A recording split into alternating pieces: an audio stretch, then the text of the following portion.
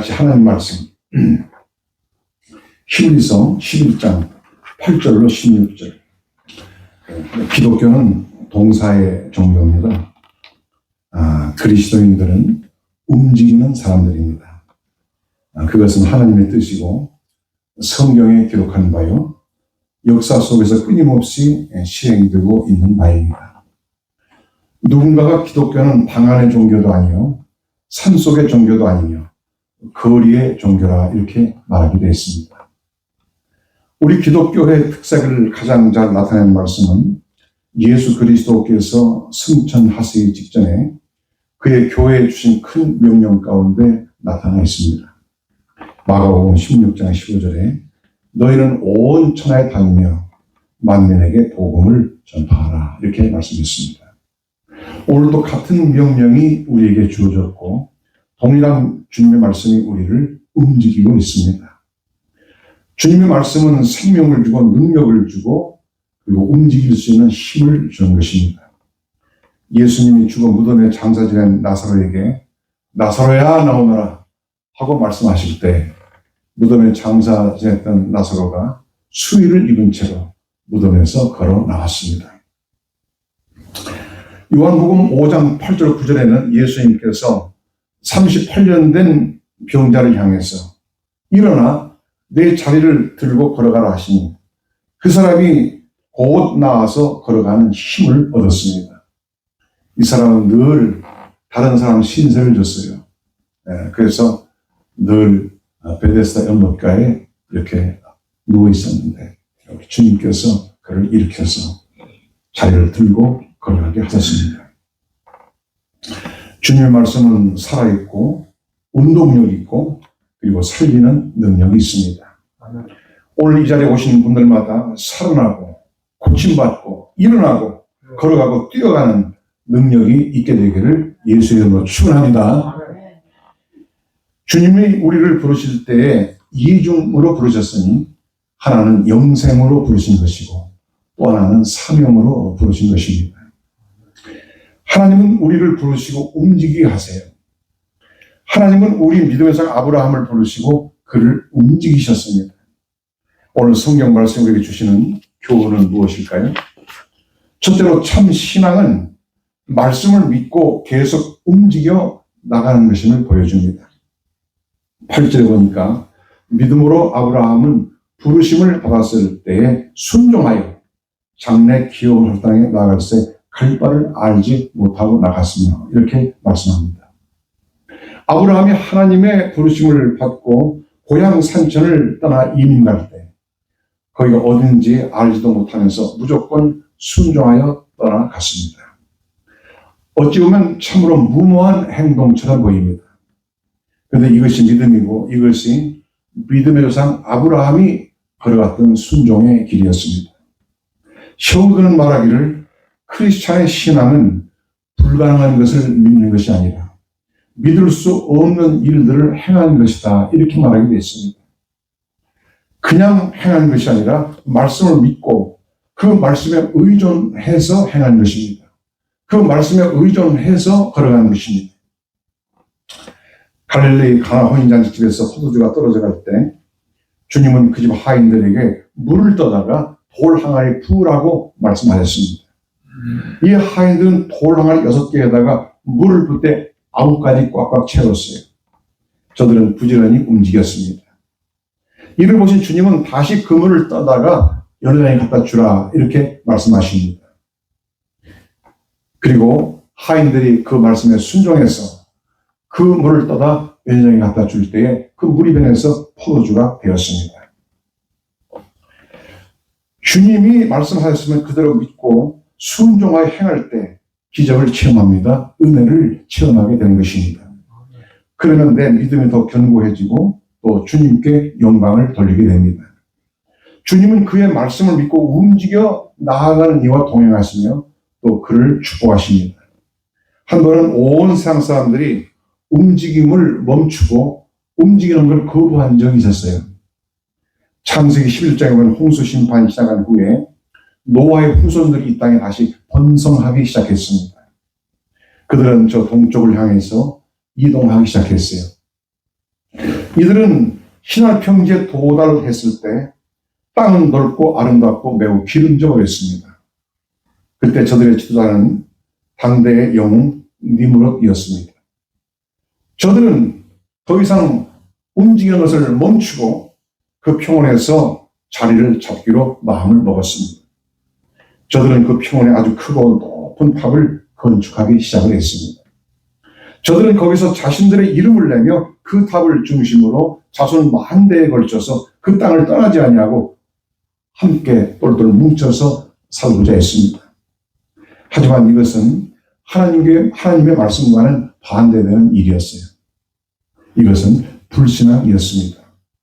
하나님은 아담과 하와를 지으신 후에 말씀하셨어요.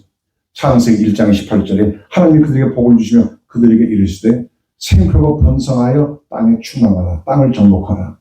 바다의 고기와 공중의 새와 땅에 움직이는 모든 생물을 다스리라. 이렇게 축복을 명하셨습니다. 하나님의 뜻은 원대하였습니다. 그의 뜻은 인류가 온 땅에 충만하고 땅을 다 정복하며 모든 생물을 지배하고 누리면서 사는 것이었습니다. 그럼에도 불구하고 저들은 신할 평지에서 탑이나 높게 쌓고 그 탑을 자랑하면서 그 땅에서 그저 영구히 흩어지지 않고 살기를 원한 것입니다. 저들은 믿음이 없었고 비전이 없었고 행함이 없었습니다.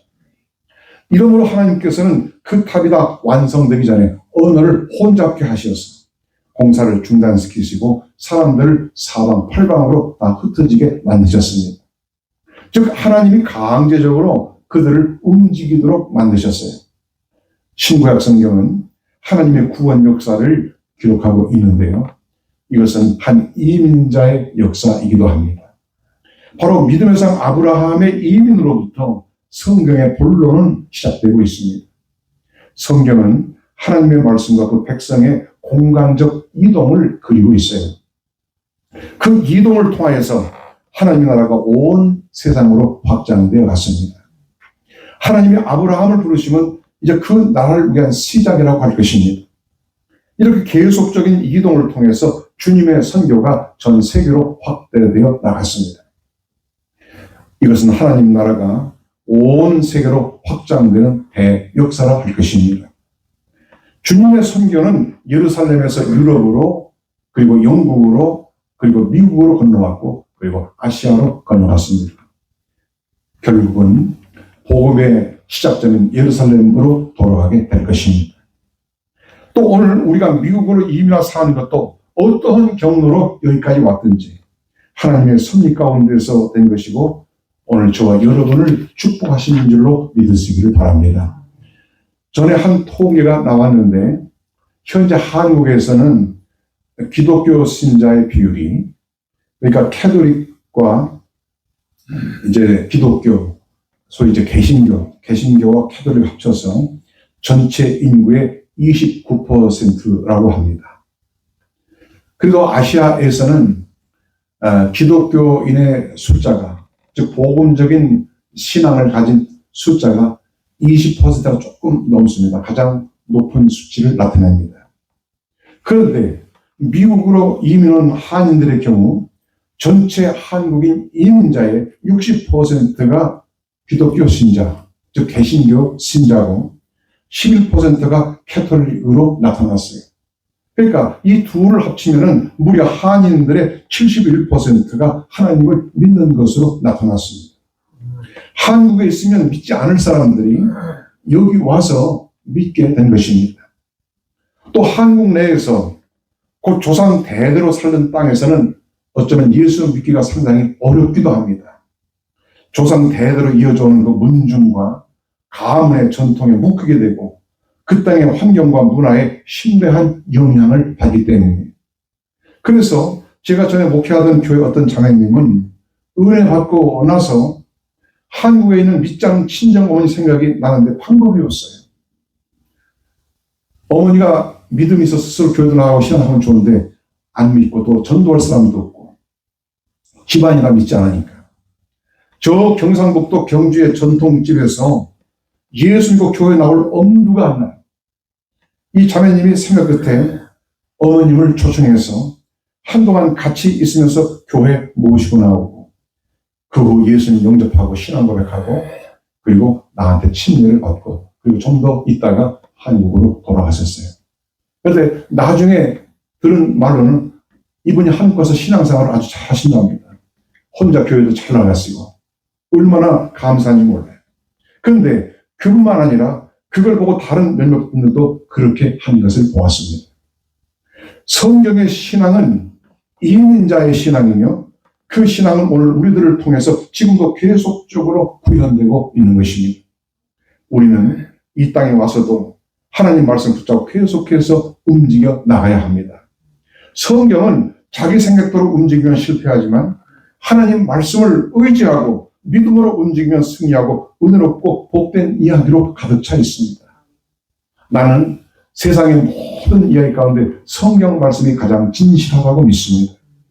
이제는 우리가 이 아름다운 이야기를 계속 써나가야 합니다. 그리고 아름다운 이야기, 아름다운 간증거리가 우리에게서 많이 나와야 하는 것입니다. 우리는 주님의 사랑과 그 복음을 들고 이웃을 향해서 움직여 나가야 합니다. 이제 일어나서 움직이려는 우리 교회에 주님이 분명히 함께 하실 줄로 믿습니다. 둘째로 주님은 나를 움직여서 새로운 관계 속으로 들어가게 하십니다. 창세기 12장 1절에 여호와께서 아브라함에게 이르시되 너는 너의 본토 친척 아비집을 떠나 내가 내게 지시할 땅으로 가라. 이렇게 말씀을 하셨습니다. 그냥 고향을 떠나라 하시지 않고 본토 친척 아비집을 떠나라고 하셨어요. 이 말씀은 육의 관계로부터의 분리를 명령하신 것이요 영의 새로운 관계 속으로 들어가라는 말씀이에요. 교회는 무엇입니까? 육의 관계에서 불러내시어 영의 새로운 관계 속으로 들어오게 하신 이들의 모임, 이것이 바로 교회입니다. 그리고 영의 관계는 육의 관계보다 훨씬 더 깊은 관계입니다. 우리가 예수 안에 있기 전에는 세상 친구들이 많았고 세상 친구가 참 좋았습니다. 그러나 이제는 세상 친구들보다는 예수 안에 있는 형제 자매가 훨씬 더 좋습니다. 예수를 모르는 육신의 형제보다도 예수 안에 있는 형제들이 훨씬 좋습니다. 복음서에 보면 예수님의 형제들과 고향 사람들이 예수님을 육으로만 보았어요. 혈육으로만. 하나님의 아들로 보지 않았어요. 저 예수는 목수의 아들이 아니냐. 그 모친은 마리아. 그 형제들은 야고보, 요셉, 시몬, 유다가 아니냐. 그 자매들도 우리가 다 한다. 이러면서 예수님을 하나님의 아들로 인정하지 않고 예수님을 혈육으로만 여깁니다. 주님은 이렇게 자신을 육으로만 아는 이들 앞에서는 아무런 능력도 행하지 아니하세요. 믿음이 없는 곳에서는 능력이 나타나지 않습니다. 한 번은 예수님이 사람들을 가르치시는데 그의 모친과 형제들이 찾아왔어요. 어떤 이가 보세요. 당신의 모친과 동생들이 밖에 와 있습니다. 이렇게 말합니다. 이 예수님은 누가 내 모친이며 내 동생들이냐 하시고 제자들을 가리키면서 나의 모친과 나의 동생들을 보라 이렇게 말씀하십니다. 그리고 누구든지 하늘에 계신 내 아버지의 뜻대로 행하는 자가 내 형제의 자매요 모친이라 이렇게 말씀하셨어요. 마태복음 12장 50절에. 하지만 예수님은 육의 관계, 혈육의 관계를 결코 무시하시는 건 아닙니다. 영의 관계가 그만큼 더 깊은 관계다, 중요하다는 말씀한 것입니다. 성경은 육신의 부모나 자식으로서의 도리를 다 해야 할 것을 계속 강조합니다. 우리 믿는 사람들은 불신자보다 부모나 형제에 대해 더 잘해야 됩니다. 나는 사실 목회한다는 핑계로 부모님이나 형제들에게 많이 못했습니다. 그것이 늘 마음에 걸려요. 참 착한 형제들에게 나는 많은 그 빛을 지고 있습니다. 나는 가끔씩 그 부모님들한테 잘하는 사람 보면 저 사람 참 훌륭하다, 귀하다 그런 생각을 많이 합니다. 다만 오늘 예수님께서는 육보다 영의 관계가 얼마나 더 귀한가를 말씀을 하시는 거예요. 우리는 예수 안에서 소중한 형제 자매가 되었고 하나님의 가족이 됐습니다.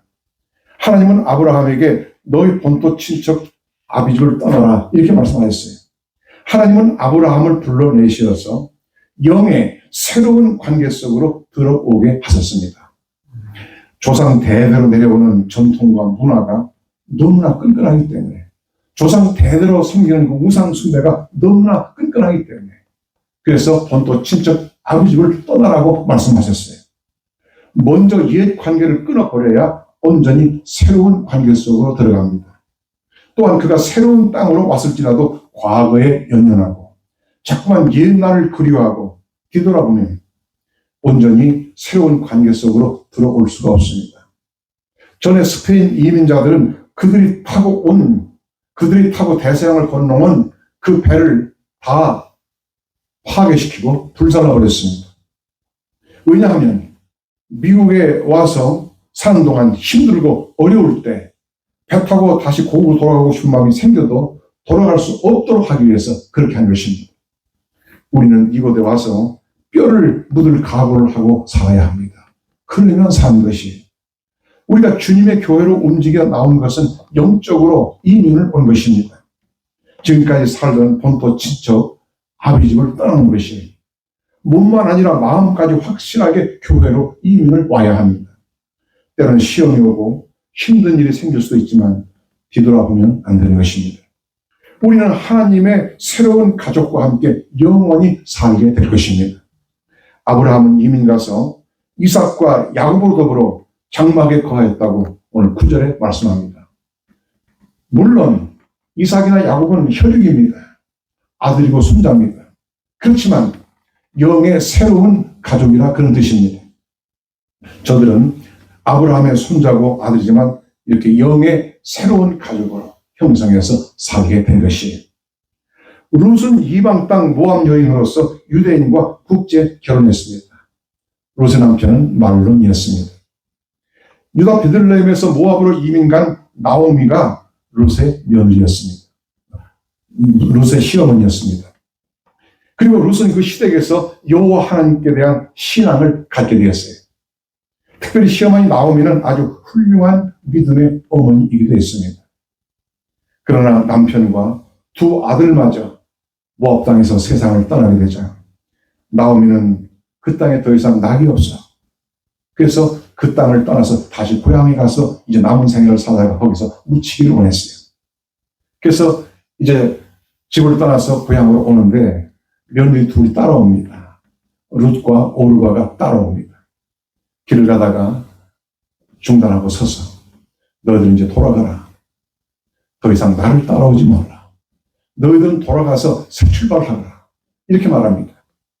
그때 동서 오르바는 나오미와 입을 맞추고 그리고 뒤돌아서 자기 갈 길을 갔습니다.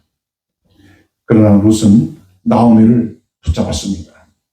어머님이 가시는 곳에 나도 가고 어머님이 유숙하시는 곳에 나도 유숙하겠나이다. 어머님의 백성이 나의 백성이 되고 어머니 하나님이 나의 하나님이 되시리라. 룻기 1장 16절 17절에 그렇게 말합니다. 여호와 하나님에 대한 올바른 신앙, 그것을 향해서 룻은 계속 전진합니다. 이미 룻은 하나님을 믿었고 하나님을 알았지만 거기서 멈추지 않았어요. 낯선 땅도 국경선도 남편의 죽음이라고 하는 그 슬픔과 아픔도 그 롯의 발걸음을 멈추게 하지는 못했습니다. 주님과 함께하고 주님과 함께 일한다면 어느 곳이나 상관이 없어요. 롯은 계속 전진하여 더 새로워지고 더 완전함에 이르렀습니다. 그리고 마침내 예수님의 족보에 오르는 영광을 얻게 되었어요. 주님을 향해 믿음으로 움직여 나아가면 결국은 복되고 영화롭게 되는 것입니다. 그런데 룻이 아니라 롯은 아브라함을 떠나서 물이 넉넉하고 초장이 좋고 풍부한 땅 소돔으로 갔다가 결국은 모든 것을 다 잃었습니다. 애석하게도 그는 육신의 그 표기를 위해서, 육신의 영화를 위해서 믿음 관계를 떠났습니다. 그리고 모든 것을 잃고 말았어요. 사랑하는 성도 여러분, 우리는 영원히 하나님의 가족 안에서 살 수 있게 되기를 예수 이름으로 축원합니다. 셋째로 주님은 나를 움직여서 저 영광의 나라로 가게 하십니다. 주님은 나를 움직여서 더 좋은 것으로, 더 복된 것으로 나아가게 하세요. 아브라함은 낯선 곳에서 나그네 생활을 하고 거기서 장막을 치고 살았고 때로는 유리하는 삶을 살면서 힘들어도 배고파도 다시 옛 고향으로 돌아가지 않았습니다. 그 이유는 본문 10절의 말씀과 같이 하나님의 경외하시고 지으실 터가 있는 성을 바라보았기 때문입니다. 아브라함은 그 전에서 아주 확고했습니다. 장막 생활은 임시적이며 거기가 결코 종착지가 아닙니다. 그런 임시적이고 불편한 삶을 감수하면서 하늘의 본향을 사모한 자를 하나님은 사랑하십니다. 본문 10절에 저희가 이제는 더 나은 본향을 사모하나니 곧 하늘에 있는 것이라. 그러므로 하나님이 저희 하나님이라 일컬음 받으심을 부끄러워 아니하시고 저희를 위하여 한 성을 예비하셨느니라. 이렇게 말씀하고 있어요. 장막생활은 언제나 중간 상태이며 결코 종착지가 아닙니다. 하나님은 아브라함을 계속 움직여서 옛 고향 갈대아 우르에서는 자꾸만 멀어지고 저 앞에 있는 본향을 향해서 점점 가까이 나아가게 하셨습니다. 우리는 우리의 본향을 향해서 계속 전진해야 돼요. 더 새로워지기 위해 완전한 데를 향해 계속 움직여 나가야 합니다. 신앙이 고정되면 위험해요. 교회로 이민한 분들은 마침내 천국으로 이민을 가게 될 것입니다. 교회는 천국 가는 비자를 여기서 받는 것이에요. 그리스도인의 삶은 신앙을 고정시키는 것이 아니라 발전시키는 것이에요. 그래서 사도 바울도 디모데에게 너의 진보를 모든 사람에게 알게 하라. 이렇게 말씀했어요. 금년 다르고 내년 다르고 저 사람의 신앙생활이 점점 달라진다고 하는 것을 보여줘야 합니다. 빌립보서 3장 10절에 내가 이미 어떠함도 아니요 온전히 이뤘다함도 아니라 오직 내가 그리스도 예수께 잡힌 바 된 그것을 잡으려고 쫓아가노라. 빌립보서 3장 10절에 오직 우리가 어디까지 이르든지 그대로 행할 것이라. 이렇게 말씀하고 있습니다. 헬라의 플라톤 철학은 신은 움직일 수도 없고 변화될 수도 없는 존재로 규정합니다. 가만히 있는 신. 심지어 독일의 철학자 프리드리히 니체, 유명한 사람입니다. 그는 하나님은 죽었다 이렇게 말했어요. 그의 대표적인 짜라투스트라는 이렇게 말했다. 거기에 나는 슈퍼맨이다. 나는 초인이다. 이렇게 말하고 신은 죽었다고 그렇게 외쳤습니다. 여러분, 니체의 아버지는 목사였어요. 그런데 5살 때 그 아버지가 돌아가시고 할머니 손에서 자라는데 할머니 역시 독실한 그리스도인이었습니다. 니체는 커서 보은대학에 들어가서 철학과 신학을 공부했는데 결국은 신학을 버리고 철학을 공부하다가 그 지경이 됐어요. 1844년 태어나서 1900년에 죽었습니다. 지금 전 세계 젊은이들에게 가장 나쁜 영향을 끼치는 사람이 바로 이 사람이에요. 이 사람 때문에 교회를 떠난 사람들이 젊은이들이 한둘이 아닙니다. 그런데 한국의 어떤 학자는 마태복음, 마가복음, 누가복음, 요한복음에 이어서 니체가 쓴 이 짜라투스트는 이렇게 말했다. 그 책을 제5의 복음서라고 말합니다. 참 한심하죠. 예. 복음서는 살리는 책이 죽이는 책이니까. 하나님께로 인도하는 책이지 하나님 떠나는 책이니까. 그런데 니체의 글은 좀 난해하고 어렵습니다. 그런데 그 속에 진리가 없고 그 속에 생명의 복음이 없는 사람들은 쓸데없이 글을 어렵게 써요. 그리고 말도 어렵게 합니다. 제가 전에도 말씀했지만 진리는 단순합니다. 복음은 단순한 것이에요. 9일 그렇게 큰 소리 치던 니체는 정신 이상자가 되어서 자살로 그 생을 마감하고 말았어요. 그런데도 오늘날의 젊은이들이 그의 사상에 크게 영향받고 주님에게서 떠난다는 것은 정말로 놀라운 일이에요. 성경에 나타난 하나님은 지금도 역사 속에서 일하시는 하나님이시죠. 특별히 지금도 그의 백성을 계속해서 움직여 나아가시는 하나님이십니다. 요한복음 5장 10절에 예수께서 저에게 이르시되 내 아버지께서 일하시니 나도 일한다 이렇게 말씀하십니다. 거룩한 목적을 위해서 그의 나라를 위해서 지금도 계속 일하시는 주님은 또한 자기 백성을 계속 움직여 나가십니다. 저 하늘나라 이룰 때까지 계속해서 움직여 나갑니다. 참된 신앙은 계속 움직여 나가는 신앙이에요. 그리스도인은 비전을 가진 사람들입니다. 거룩한 비전을 가졌고 산 소망의 비전을 가졌습니다. 참 비전을 가진 사람은 전진합니다. 오늘 또 내일 또 계속 전진합니다. 오늘의 편안함에 안주하지 않고 내일의 더 큰 영광과 상급을 바라고 계속해서 전진합니다. 이스라엘은 출애굽한 후에 홍해를 건넜고 광야를 건넜고 그리고 지났고 요단강을 건너서 마침내 약속의 땅으로 들어갔습니다. 약속의 땅을 향해 전진하다가 힘든 일을 만나면 옛날에 살던 애굽이 참 좋았는데 그러면서 불평 원망하고 주저앉던 자들은 결국 한 사람도 약속의 땅에 들어가지 못했습니다.